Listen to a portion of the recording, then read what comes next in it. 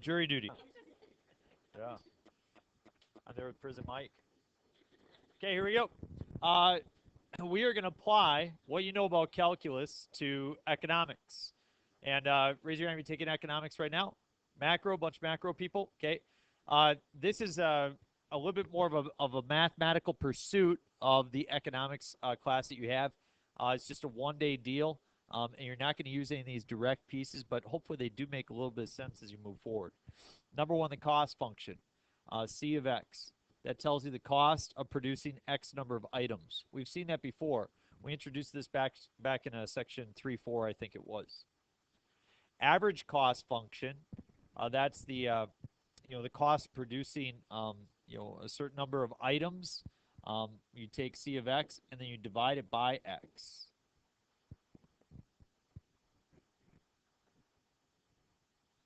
Does anybody tell me why the formula looks like that? To average something, you take the total and divide by the number that there are. So the cost is the total cost, and you divide it by the number of items that there are. The marginal cost function we said is the approximate cost of producing the next item.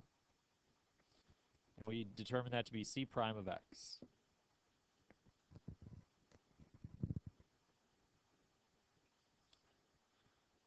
So we're going to go back to Kaylee's shoe store. Kaylee's producing shoes. Okay? She has a really good design for a pair of shoes, and she produces one pair. Costs her a bunch of money to produce the first pair. But after that, she gets more efficient, right?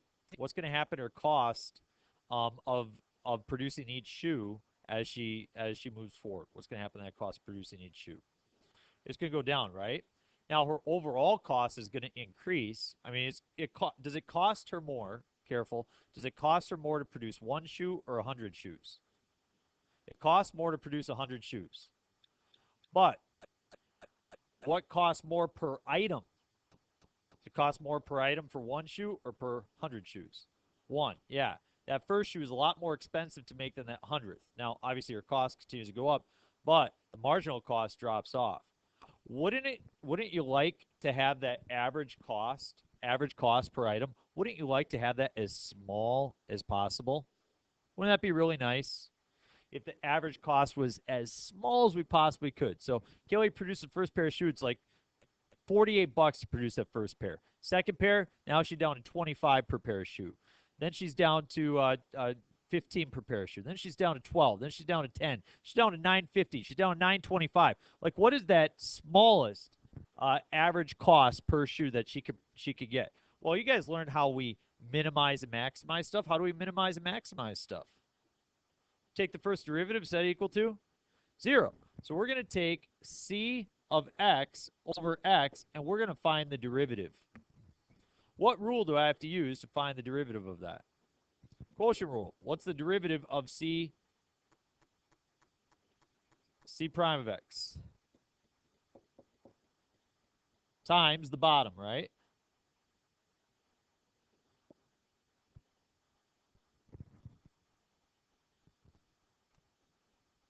Minus C of x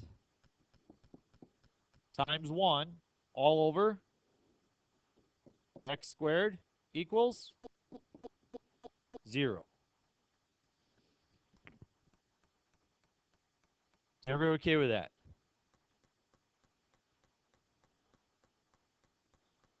I'm going to get rid of the x squared by multiplying both sides by x squared. And if I do that, I get C prime of x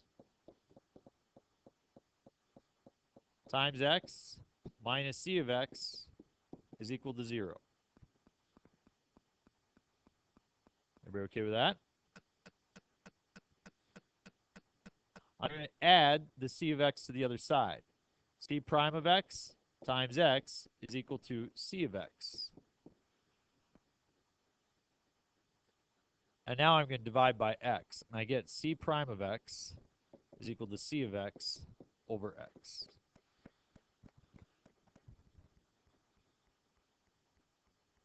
What is C prime of x? Marginal cost function. What is C of x over x? Average cost function. So here's what we've learned. if you want to actually minimize the average cost, minimum average cost, what do? You take c prime of x, which is the marginal cost function, you set it to c of x divided by x, the average cost function. When those two are the same, you've minimized the average cost. That's pretty good, huh? I like it. Flip it over to the other side, then we'll come back and we'll do maximum profit. Marginal cost is the cost of producing the next item. So in Kaylee's situation, she's down to like $9.25 for the next item. If the cost of producing X items is C of X equals 2,600 plus 2X plus 0.001X squared, find the cost of producing 1,000 items. How do I do that? Plug in 1,000. Let's grab our calculator. Let's do that. 2,600 plus 2 times 1,000 plus 0.001 times 1,000 squared. And I get $5,600.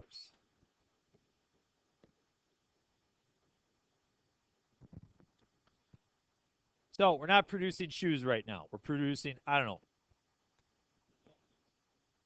Sure. Baby dolls. What? Who let this guy in? All right, great. So cost producing 1,000 items is $5,600. Find the average cost of producing 1,000 items. What would you do? Your average cost function says take the cost, which is $5,600, and divide it by how many items do we produce? 1,000. And if you take 5,600 and divide it by 1,000, what do you get? $5.60.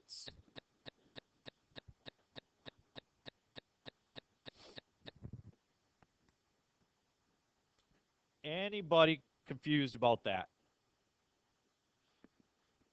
Marginal cost of producing 1,000 items. Marginal cost is the cost of producing the next item, which is the derivative. So c prime of x is equal to, what's the derivative?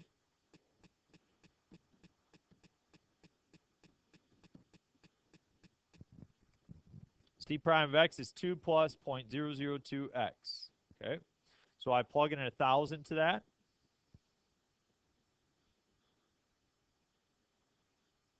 Two plus 0.002 times 1,000. And I get 4. Somebody tell me, what does that mean? Which item? The 1,000 first item will cost us approximately $4 to produce. So it looks like it's getting down there. Looks like we're doing a good job. Okay. Now,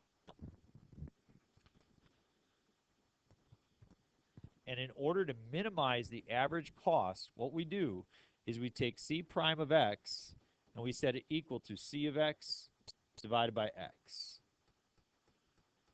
Do we already know c prime of x? Yeah. We have 2 plus 0.002x equals, and we set that equal to the average cost.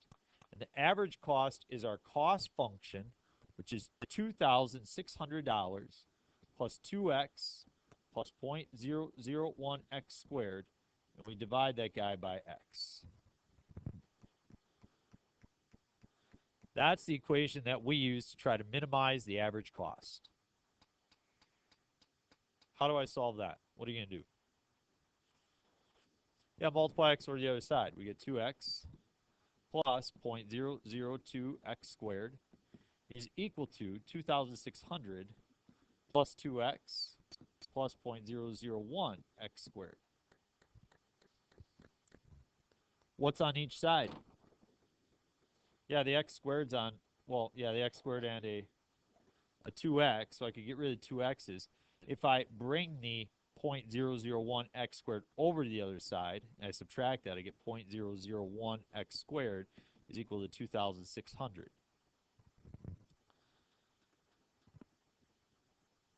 Yeah, divide by 0.001, so I have 2,600 divided by 0.001, or multiplying by 1,000, we get 2.6 mil. It's like my bank account. And we take square root of that answer. I get x is equal to 1,612.45.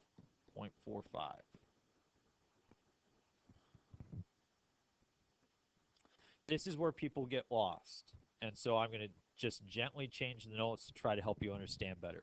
What the heck does that mean?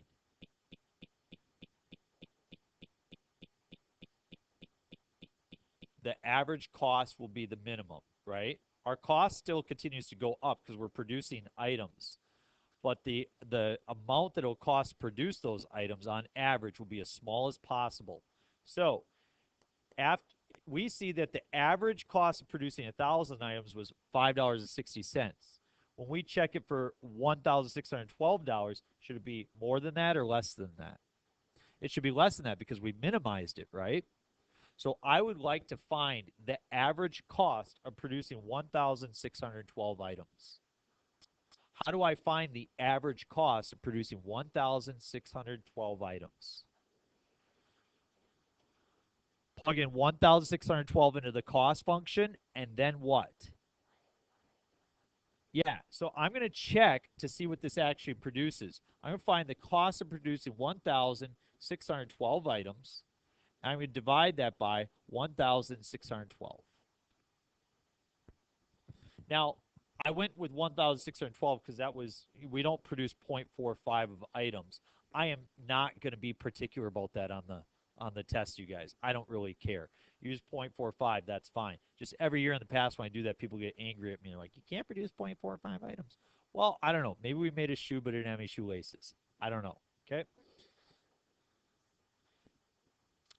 Generally speaking, in this situation, if you can't produce the full item, you will round down. And we say you truncate that to the nearest whole number. But, Tamara, I don't care. Use the 0.45. I would. This is the number of items. That's how many items we should produce. If you want to minimize the average cost, that's the number of items you produce. So what I'm going to do is I'm going to plug it back in my cost function. And I can't see it, so I'm going to rely on you guys to help me. 2,600 plus what?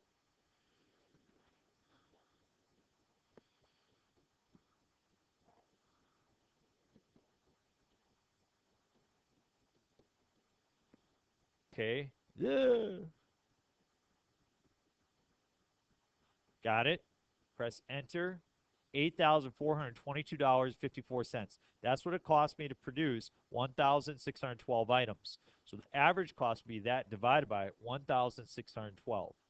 And I get $5.22.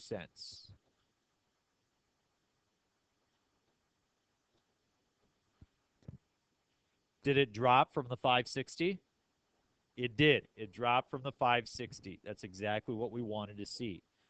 Now, if you wanted to, folks, to check your answer, you could check this and you could try 1,610 items and say 1,600 and 16 items, and you could see that hopefully the average cost goes up in both situations, and that is the smallest. But those are the things that I would try. What do you think? Yes. The production level that'll minimize the average cost is this. That's the production level that'll minimize the average cost. I extended it further because I will ask you that type of a question moving forward. And I found that people did not know what that number meant. That's the number of items. That's the actual average cost at that time, which is smaller than the 560. Well, what we said was this was just the average cost for producing 1,000. We found that the average cost is smaller at 1,612. We've minimized it. It should drop from there. We're trying to minimize it. It says it should go down. Sure enough, it has. I'm going to give you a worksheet. You're going to do the first problem, and then we're going to get to the second part of our lesson. So, how do we maximize profit? Well, this is where you're going to need to lean in a little bit, folks, okay? You're going to have to lean in a little bit, okay?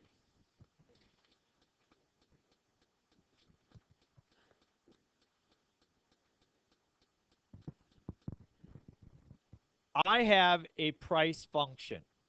Notice how gasoline prices change, correct?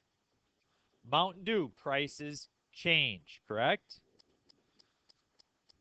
Egg prices change, correct? What's going to cause that price to change? Okay, the resources to be able to produce those items, the demand that's created, right? So here's a classic example. Anybody seen the Nintendo NES Classic System? It's like this big, and it's got 30 games preloaded on it. I grew up with the very first Nintendo. I played Super Mario Brothers 1, and not a whole lot of other games besides that. Played Tecmo Bowl, Super Bowl, which was super fun, but those were basically the two games I grew up playing, period. Now, in the world of video games, there's tons of them out there, right? Like, I've never played Fortnite. I've never played most of the games that Dead Red Redemption. What is it? Red Dead Redemption. Like, I haven't played any of these games, okay? But my heart, sometimes over Christmas break, is longing to play some of the very basic and Nintendo games from a long time ago. So a couple of years ago, I considered buying that little NES system. And I checked, and it was selling for around $350. Well, I checked over break right now. It's selling for $59.99. I bought it. Yeah. And my daughter came home and said, she's like, Daddy, do you want to watch me play Super Mario 3? I'm so good at it. And I'm like, you're really not that good at it. But we'll let you think that you are. And maybe I'll check it out later on. But so they're kind of trying some different games. There's Zelda on there and things like that.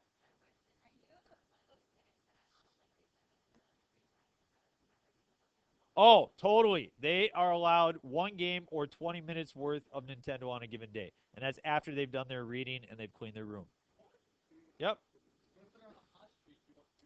Shut it off. Play a shorter game. Yeah, yeah, yeah. Gens just goes home and veges out on the video games. So anyway, so I go and check it out. It's $59.99. Well, that doesn't have anything to do with the cost of producing. It has everything to do with the demand, right? They charged $350 because they were able to get $350. So do we all understand this? That price is not a set number, that it is a variable that goes up and down. We all agree? So we're going to call price a price function, P of X.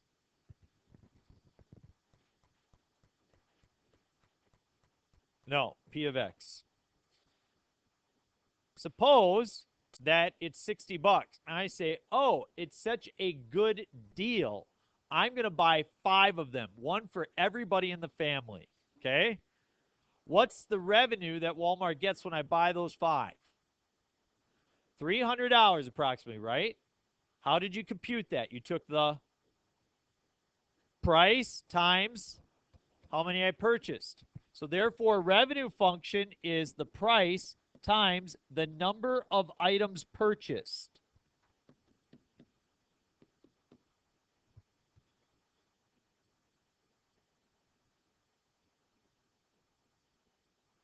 We got that?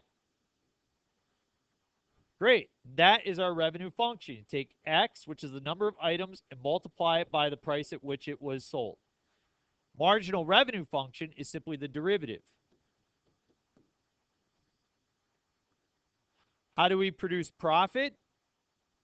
Profit is, how do you determine profit? Come on, you're in econ. Revenue minus cost. That guy, he should be a knowledge bowl back there.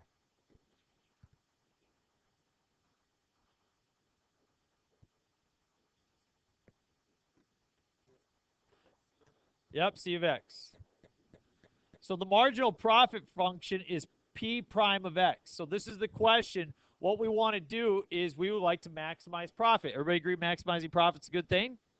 Well, how do we maximize something? We take the derivative and we set it equal to 0. See the application here in life, folks? Take the derivative, set it equals 0. There we go. So you got the profit function is equal to the revenue function. Whoop, don't do that, stupid. All right, revenue function minus the cost function. So what I want to do is I want to take the derivative and set it equal to 0. Well, the derivative of p of x is p prime of x. The derivative of r of x is r prime of x.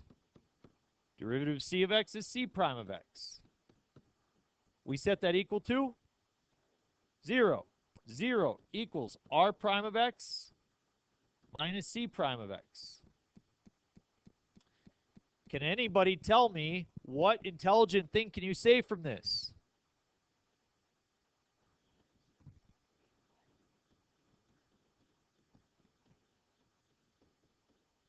When the marginal cost function is equal to the marginal revenue function, you have maximized your profit.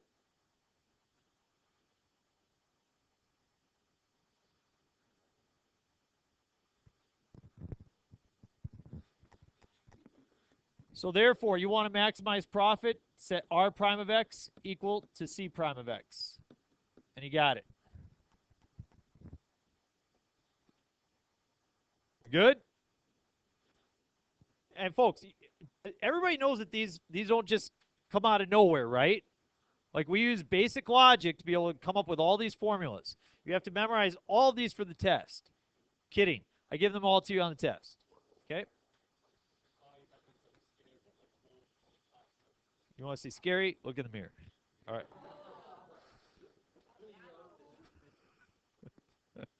You walked into that one, buddy. You walked into that one. Kind of like Alabama walking to Clemson last night. It was over, man. Pick 6 right away. Yeah, he's a good player. Given a company as a cost function of that thing, which looks ridiculous, and as a price function of that thing, find the maximum profit for the company and the production level at which the marginal cost begins to increase. Is this our last example? It is. This is all we got left to get through. Look at that. What a great teacher. Way to go, Mr. Jens. All right, so let's go. First goal. Hey, get back over there. Maximum profit for the company. A, I have to maximize profit. How do I do that? I take r prime of x and I set it equal to c prime of x.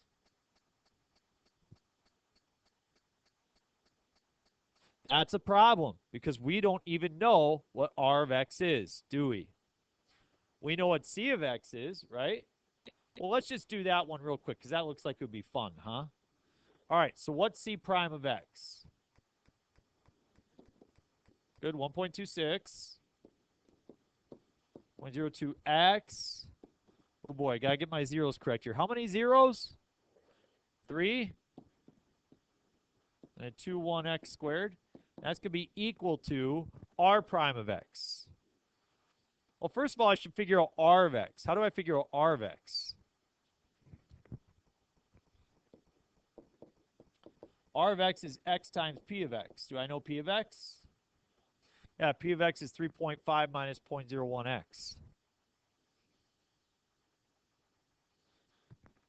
So all I do is I take this guy right here and I multiply it by x. I get 3.5x minus 0.01x squared.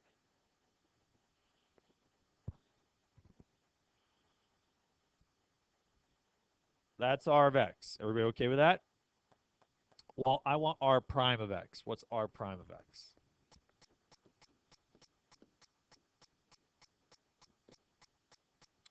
Looks like those are supposed to be the same. If I do that, then I will maximize profit. What happens? Negative 0.02x go away. Isn't that convenient? 3.5 minus 1.26. Not very good with my arithmetic. 3.5 minus 1.26. 2.24.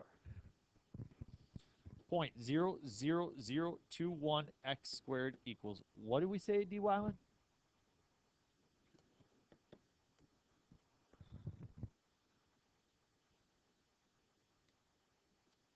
Divide by 0.00021 I get x squared is 10,666.67. Square root both sides. Whoop.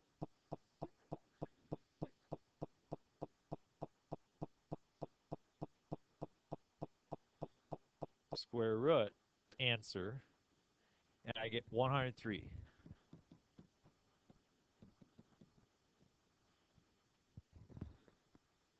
That's the number of items I should produce in order to maximize the profit.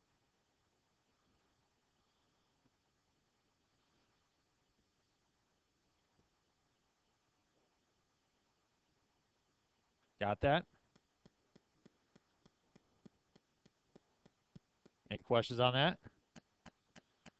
What if I actually wanted to know the maximum profit? What would you have to do? That'll be a little bit of a work, wouldn't it?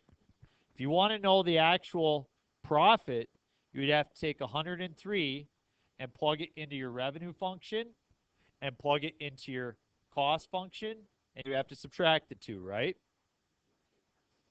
We just did part A. This is the number of items that we produce. If you wanted to actually find the profit, the maximum profit, you would have to do P of 103, which is R of 103. Do you see where you plug it in? Right there.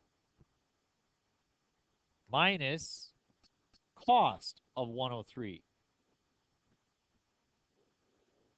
Right there. See those two?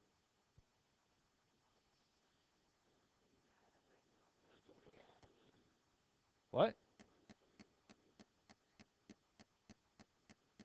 No. Okay, time out. Let me try this one more time, and please be specific if you're not seeing where it goes, okay? If I asked, okay,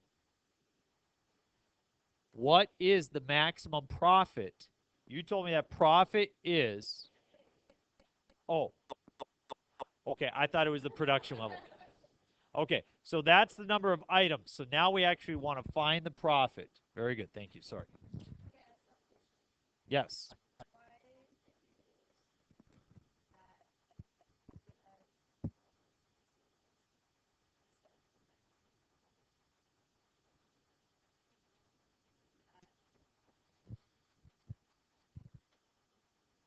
Well, so I found the number of items. This is the number of items that I'm using to produce the maximum profit. So now I actually want to know what the maximum profit is. So I don't go to the derivative. I go to the actual profit function. Profit function tells me if you want to find profit, take the revenue minus the cost. No?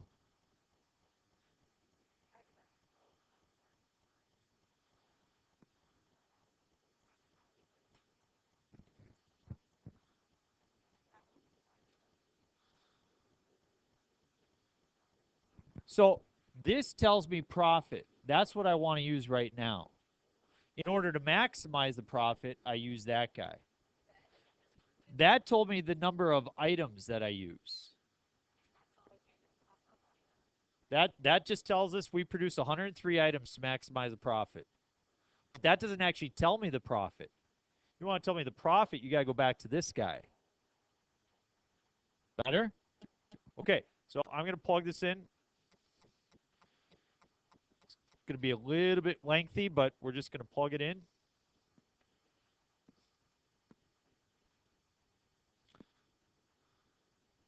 I'm going to use some parentheses here. 3.5 times 103 minus 0.01 times 103 squared. We okay with that?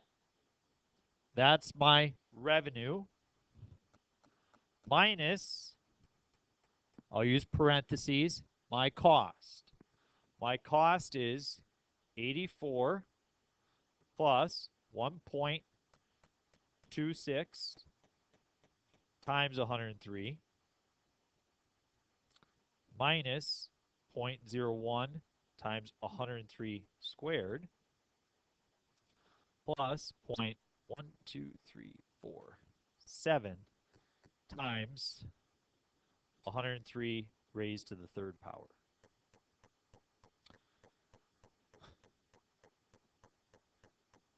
$70. Maybe it's in billions. Right? Maybe that's a silver lining.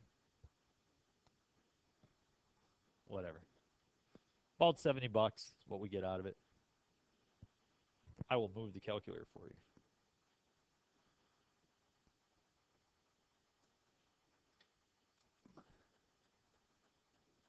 Let's forget part B, and we will just pick it up tomorrow. I think our minds will be a little bit fresher as we get to B.